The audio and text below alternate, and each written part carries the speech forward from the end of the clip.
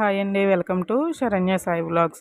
ఈరోజు మన వీడియో ఏంటంటే బెండకాయ వేపుడైతే చూద్దామండి. బెండకాయ వేపుడు కోసం నేనైతే బెండకాయలు, ఉల్లిపాయలు కట్ చేసి తీసుకున్నాను. పోపులు అయితే తీసుకున్నాను. ఆయిల్ వేసుకుని ఆయిల్ హీట్ అయిన తర్వాత వెల్లుల్లి, పోపులన్నీ వేసుకుని బాగా వేపుకోవాలండి.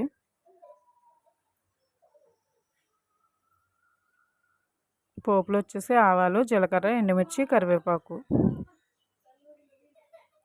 పోపులు బాగా వేగనివ్వాలి. పోపులు వేగిన తర్వాత మనం కట్ చేసి ఉంచుకున్నటువంటి ఉల్లిపాయ ముక్కలను అయితే ఇందులో వేసుకోవాలండి. పోపుల్లో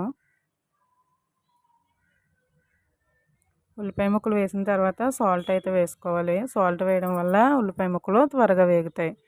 బెండకాయ వేపుడు జిగురు లేకుండా చేయడానికి నేనైతే చిన్న చిట్కా చెప్తానండి. బెండకాయ ముక్కల్ని మనం కడిగి కట్ చేసిన తర్వాత ఆ బెండకాయ ముక్కలను అయితే కాటన్ క్లాత్పై కాసేపు ఆరబెడితే బెండకాయ వేపుడు అనేది జిగురు లేకుండా ఉంటుందండి. నేనైతే ఆ క్లిప్ మిస్ అయింది తీయడం.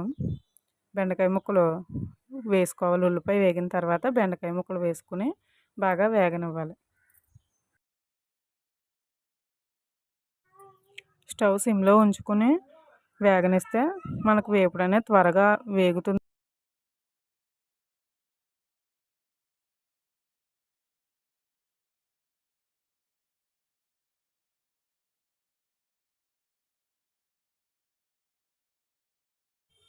బెండకాయ ముక్కలు కొద్దిగా వేగిన తర్వాత పసుపు అయితే వేసుకున్నానండి. పసుపు వేసుకుని అంతా కలిసేటట్టు బాగా కలుపుకోవాలి.